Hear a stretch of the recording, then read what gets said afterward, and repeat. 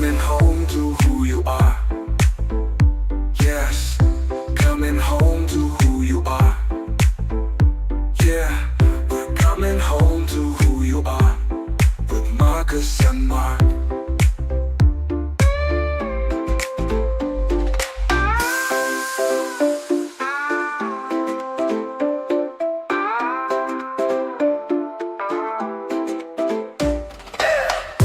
Coming home to who you are.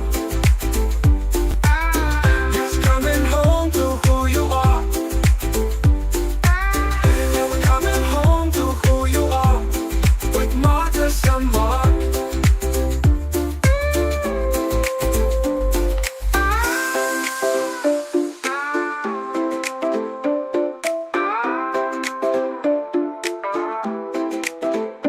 Yeah.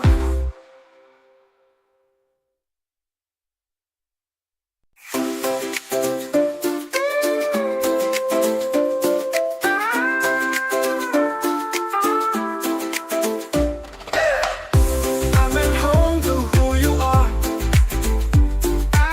Yes, coming home to who you are. Yeah, we're coming home to who you are with Marcus and Mark.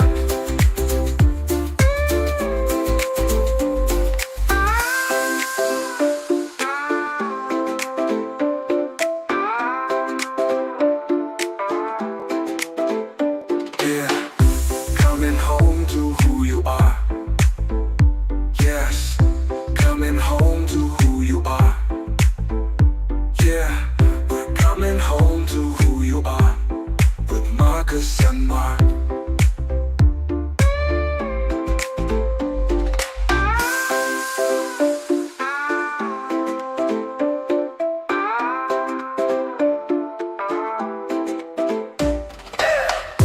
Coming home to who you are.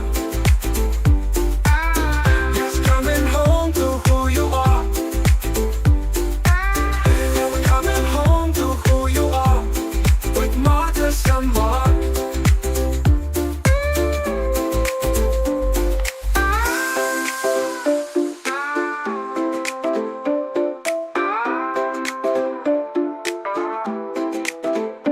Yeah.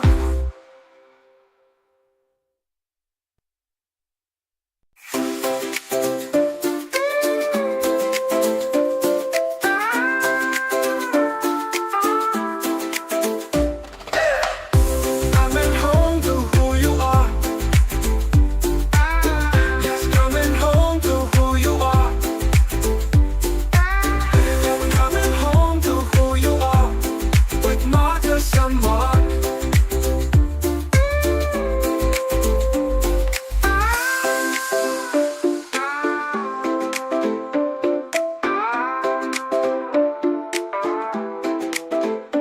Yeah, coming home to who you are. Yes, coming home to who you are.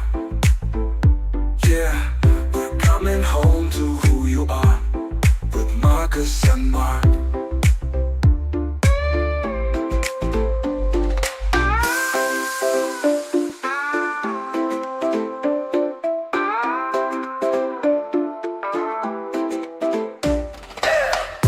Coming home to who you are.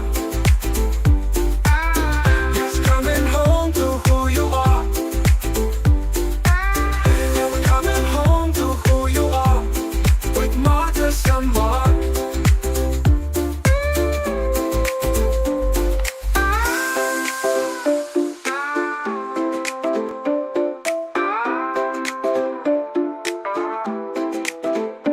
Yeah.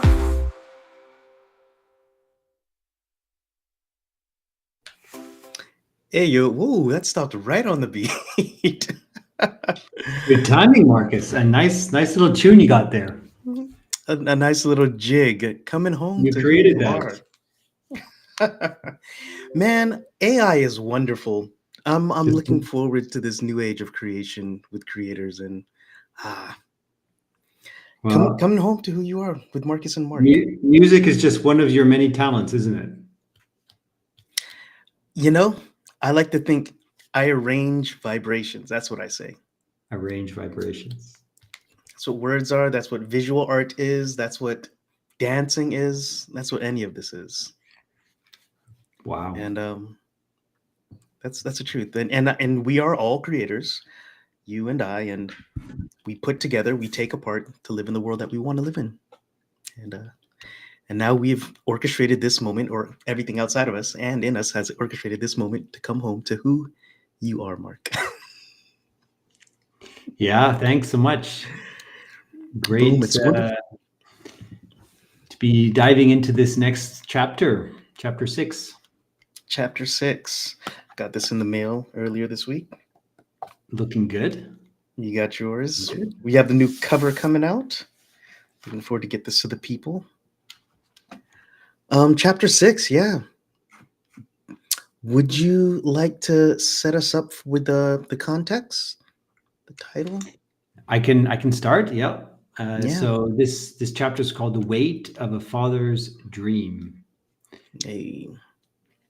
and yeah, so Kenna has just had this very inspirational chat with Professor Amar, where the professor is seeing this possibility within Kenna to step up and contribute to leading these conversations within the university, these philosophical salons, as we call them. Mm-hmm. To create space for fellow students to talk about the things that are important to them, and to really be able to,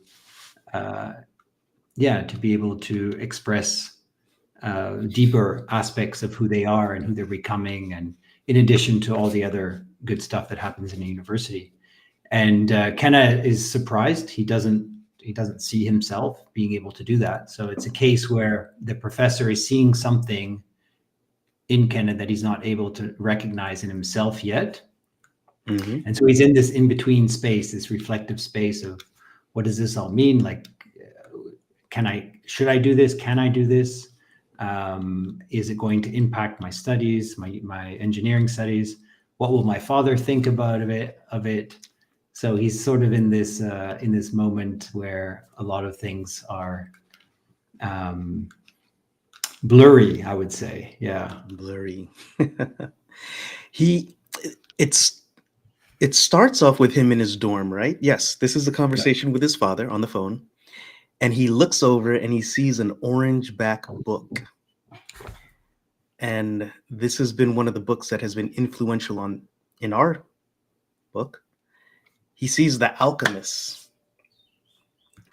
And he talks about this journey. Well, we don't call it by name, but he says he sees this orange book of this shepherd that journeys out for his legend, his dream, only to understand.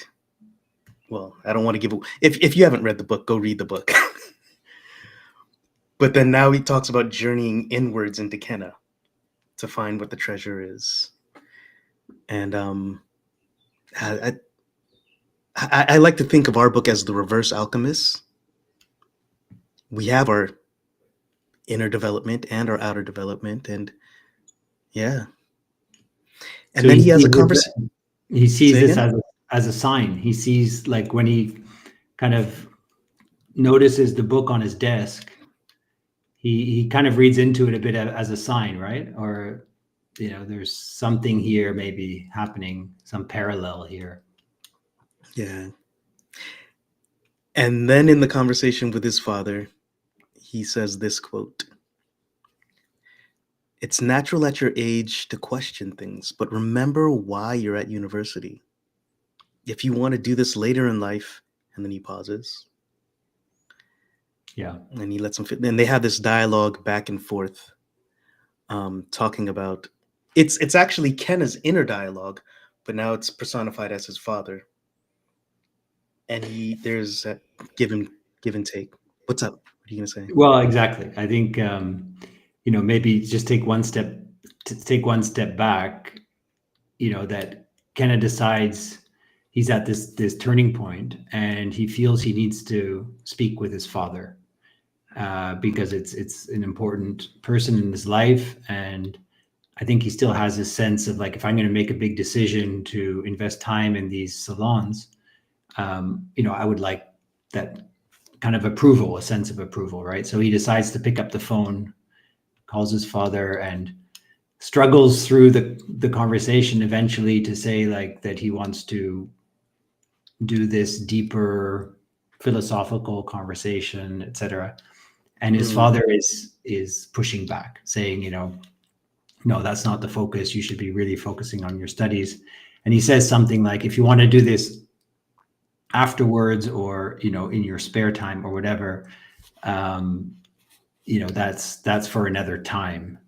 And what I just found really striking in that is this idea that personal development is sort of a nice to have, it's the cherry on top, right?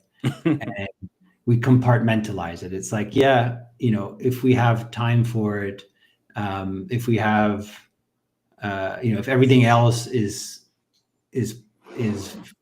needs to come first, and then you can go and think about life and purpose and meaning and all of these things, right? Rather than that being the basis and the starting point and the foundation, and you allow the rest of your life to sort of gravitate and revolve around that. And so I think it's a very different way of looking at it. And it feels like Kenna's sort of stuck, right? He doesn't know how to express it, how to explain that to his father. It feels like Ken is just being human, right? He's figuring out while he's doing what is his being. And you've been down that path. I've been down that path. Anybody who's had life experience been down that path. You said something that's interesting. I never thought of this as Kenna looking for his father's approval. Rather, he's sharing it with his father, and he's taking his insight, because he does give some pushback, and he makes an argument. And I guess that's what it is, being a young person or a youth coming into your own.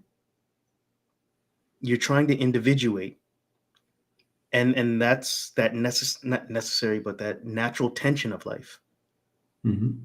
Of how do you form your own voice by pushing back against the voice that you do trust and that you do look to insight, but learning to trust your own intuition. Hey? Yeah. That takes us on to our next topic, the topic of this conversation. Go on. So if it's not approval he's looking for, how would you describe it then? Yeah. I would say he's looking for trusted insight, a trusted advisor. And I think that's what the best of us do, right?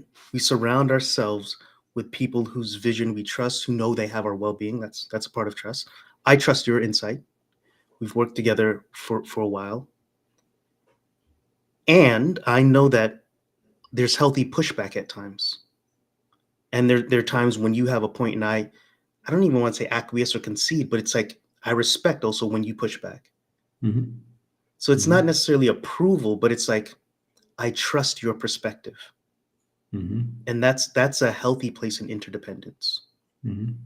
And I'm just wondering, because it's an important arc in the story, right? Do you feel like he is already at that interdependent stage with his father? Or is it kind of growing out of that dependent stage where, it's the parent-child relationship still, and that he's maturing out of it, and he's in the process of maturing out of that? That's the story. That's the story arc. Yeah.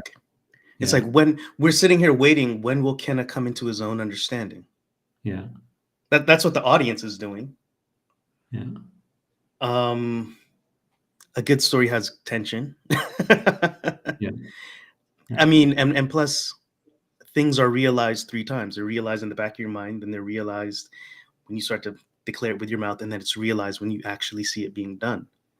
And you actually start to see it being done later on when Kenna at the climax. Yeah. You have to wait to see. Yeah. No, it's a very fascinating exchange with the father. And what do you think of this idea of compartmentalizing personal development.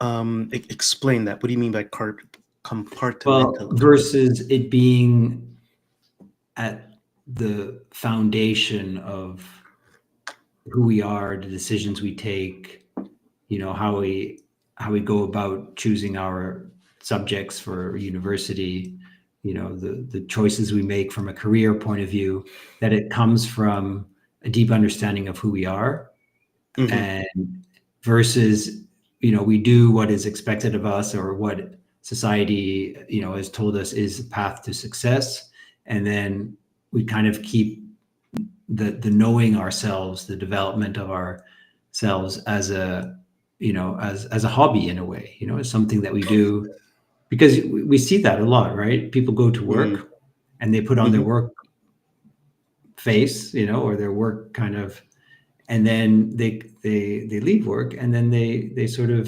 transform into, I guess, a more natural state. And I Hmm. feel like the yearning is that there's no longer that divide, or that gap narrows more and more. That who we are at work is the same as who we are at home, right? And who we are at home is the same as who we are with our friends, and that there is this really common, grounded centeredness that shows up in all aspects of our life, right? I feel like Mm. that's what we're all yearning for, but it's not the way that we've been taught, right? It's not the way that, yeah, I don't know. Well, how do you feel about that? Uh, I hear you say taught. I just smiled because in my mind the word was conditioned. Um, that's why we say know thyself and you'll understand the secrets of gods and men. Or short is just know thyself. But the fullness is it's been said, and you'll understand the secrets of gods and men. Again, and that's what being at full potential is about. You're only at full potential if you know the fullness of yourself. Again, be, then do. I think we're going to come into a human understanding or human development where we start to understand our being, our connectedness. I absolutely agree with you. Sometimes in the I'll say it like this: in the economically developed part of the world, we have lost our understanding of who we are, our being. Our identity is wrapped up in our doing. Hmm. And it is kind of counterintuitive. It is kind of radical to actually come back to the concept of who are you? Mm-hmm. That's what Yeah. that's what every story has been about from the beginning of time, with Lawrence of Arabia yelling out, "Who are you?" The reason we read stories is that we might understand ourselves. And it's understanding myself here as well as understanding Mark across on the other side. To hold space for both those perspectives and then see, okay, this is who I am. What do I want to create? Yeah. Yeah. Yeah. And it sounds very philosophical, but it also sounds very simple to me. Yeah. I There's a mean, simplicity to it, isn't there? Yeah. the difficulty comes in the doing. Yet even that said, it becomes more easier when you start to find other doers like you who are in alignment with that. And you just it's not so much you're fighting against something, but rather you're fighting for the expression of yourself. Yeah. Not fighting for it, but you're just emerging. And I'm wondering if this doing from being is becoming easier in a world where there is less and less certainty about, study well, get good grades, get a good job, make a good living, live a happy life. That story, right? That's a narrative that is part of our culture and part of how we've grown up. And I think that is that line of um, certainty. I can live my life in a certain way, it's sort of crumbling or it's falling apart. There's so much more uncertainty around what a career looks like and what stability looks like. And because of that greater level of uncertainty, does it maybe become easier for people to say, well, I might as well just be fully myself, and just trust that if I know my gifts, I know my talents, and I just focus on bringing that out, that things are going to, that I'm going to be able to find some path for myself in this uncertain future?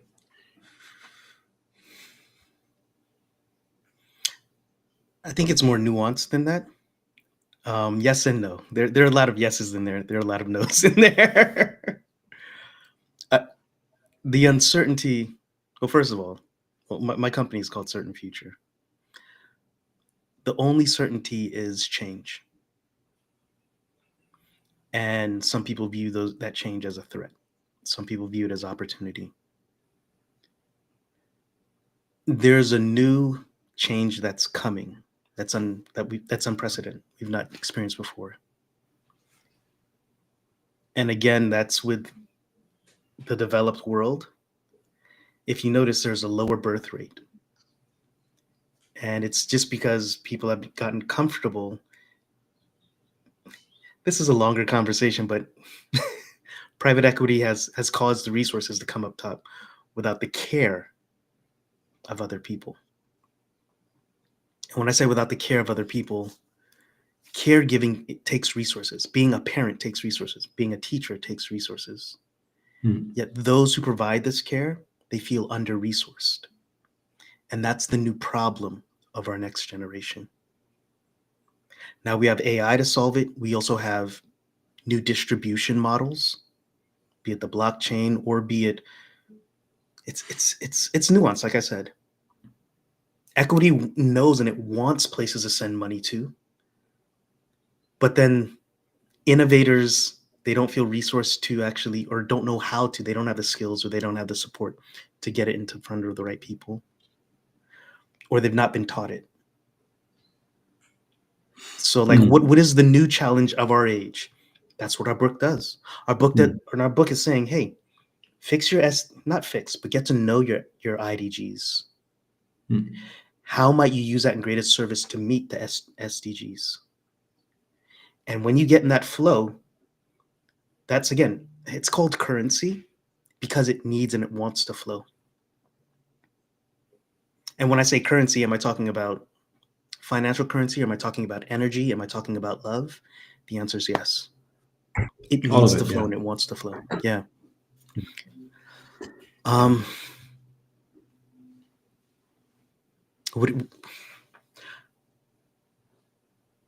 In our natural conversations, I would leave a big pause here to see how that landed with you. I mean, on the podcast, I think there's something about when a story, a narrative is starting to break down, no longer holds true, right? The study hard, get a good job, have a successful life, that storyline, when that starts to break down, it gives room for a new narratives to be formed, right? And I feel like we're in that period right now, and it's not that it's fully those new stories haven't been told yet, but they are emerging, and I do feel that part of it is this idea that start with a very good understanding of who you are and work on yourself.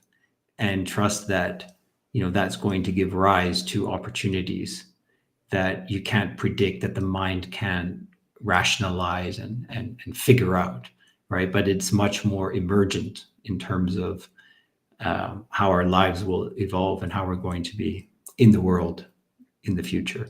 And I feel like that is a new narrative, and it's not one that is easy to point to, or, there's not a lot of success stories, if you like. But I find it fascinating that when one is starting to break down, a new one, it gives room for new ones to come through. And I think that's what we're also doing with this book, right? Is to tell a new story, open up a new story. The story I was told growing up Mhm. from my father and always stuck with me is, when he was 16, 17, he wanted to go to art school. Yes, Right? He we wanted talked to about this. he wanted to be an artist, and he believed that he had the capacities to be a successful artist. Hmm. And so that was his dream. That's what he wanted to do. And his father talked him out of it. Basically said, no, you should keep that as your hobby. Keep that, as a side thing. You can do it your whole life, but keep it as a side and go into business. Go study business and Hmm. and get into business. That's where the opportunities are. That's where the stability is. That's where you're going to be able to, lead a happy and successful life. And so he did that. And my father was able to keep his hobby fully alive throughout his whole life. But I think in the back of his mind, there's always that question, like, what if? What if I would have really gone for it fully? You know what I But mean? him going for it fully was him fully expressing his artist side, no? Yeah. Yeah. So he did go for it fully. In my view, it's just like, I mean, fully as a you know to not keep it to the side, right? That's what I meant about compartmentalizing. It's a hobby, mm, right? So we categorize it as a hobby. yeah. It's sitting there at the side. You do that a few times a week, in the evenings, on the weekend. And so it's still alive, and it's still a way to channel your creativity. And so all of that is great.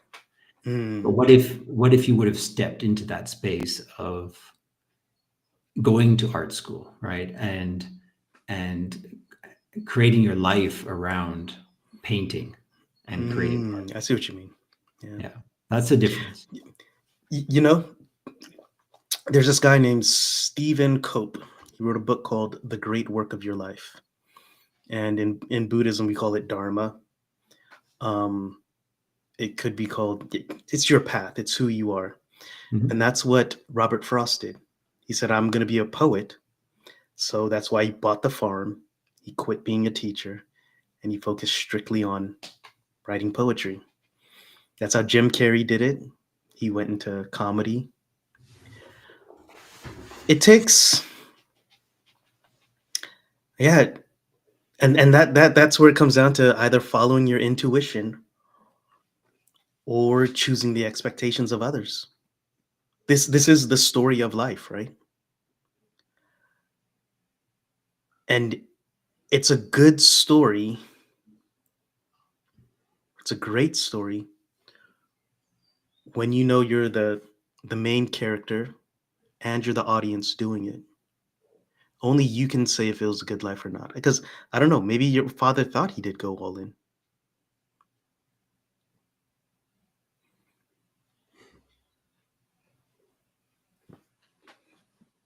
Yeah. I guess only the individual can answer that, eh? Like if they know they did what they wanted to do. Yes, and I think how we are brought up makes an influence. Imagine Yeah. if he had a father, and his father was operating from fully out of love and best intention, and really doing the best that he he could at that moment. Sure. But imagine that you have a father who's supportive and says, yeah, if you feel that this is part of your dream and what you're here to do, I'm fully behind you. Like, do it. Let's go for it, right? um so I think there is something about how we are holding the young generation, whether it be the Mm, professors at school, the teachers, the parents. Are they projecting their fears or worldview onto their children, or are they holding that space for them, to fully realize who they are, to fully become who they are? And yeah. so it's the intention wise, it was absolutely pure, and they were doing the best. But I think the as my well, the way I'm trying to bring up my kids is more and more from you're in charge, right? You are, Mhm. it's your life, and I want you to follow whatever is coming through you, and don't worry about whether or not it has, quote unquote, a stable or a good prospect for making money and all of that. Don't focus on that. Focus on where your passion lies, and everything else will sort of follow. So there's a level of trust that I have to be able to encourage my children, with that as well. So I hear you. I hear you. Now, if I may share another perspective,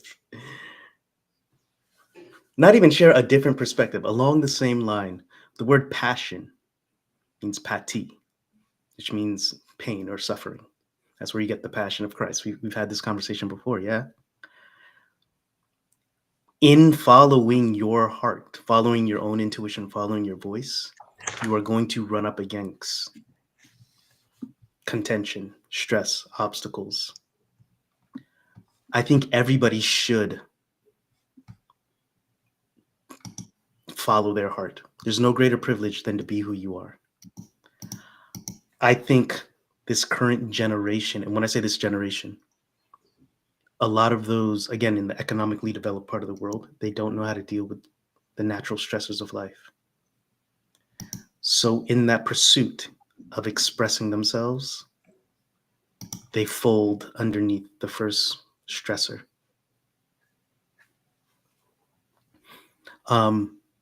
Ideally, as educators, as parents, as caregivers, we teach them how to actively pursue stress, healthy stress, and do hard things, have grit. But I think if we don't actively do that at a young age, it will find them. Like Sure. conflict will find you, Sure. because that's how growth happens. Life wants you to grow. Yeah. Yeah. I'm definitely not saying that this is the easy path, by no means, right? I know you're not. Yeah. Yeah. Well, that flew by again, didn't it? We've had writing sessions that, yeah, I've always appreciated our conversations because it does fly by. Time flies by when you're having fun.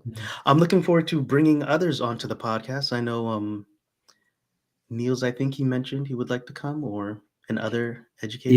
Yeah. No, we need to do a little bit, I think, more to raise awareness. Like, it doesn't, we're going to keep doing this, obviously. Sure. Because it's fun. But yeah, it would be great to have a few people join us. We can exchange messages and even bring you on the live call if you want. That's all possible. So yeah, let's spread the news. Okay. And let's bring people back home to who they are. Yeah. Let's see.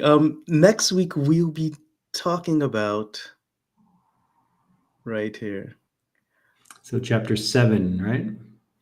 Failing forward. Yeah. Failure is necessary for human development. Do you agree? If so, how do you make failure support and serve your development? You had a wonderful talk about that on your LinkedIn page. Yeah. Yeah, there's so much that can be, so many gifts that lie in quote unquote failure. We just have to have the capacity to see it, to alchemize it, right? Yeah, to recognize it, to integrate it. And I think that's what's happening with Kenna, right? We've laughed a few times how in the first part of the book, it's just one failure after another, and it keeps getting up again. Chapter 7 is when he comes to his clarity, I guess, right? That's the chapter where he comes to his clarity. He fails again. He fails at something that he thought he was good at. Yeah. And Rosie comes with another poem. We'll share it then. Yeah. Beautiful. Mark, this time has been wonderful. Once again, thank you. We're on chapter 7 out of 23. Yeah. We'll be back. Making it bit by bit. Next Friday. All right. Everybody else on the other side of this podcast, I'm welcoming you home from the inside out. And we're gonna figure out a sign off for this podcast. But For now, welcome home. hey, there we go. There we go. All right, everyone, be beautiful on the other side of the stream. We'll see you in the next one. Thank you. Bye bye. Peace.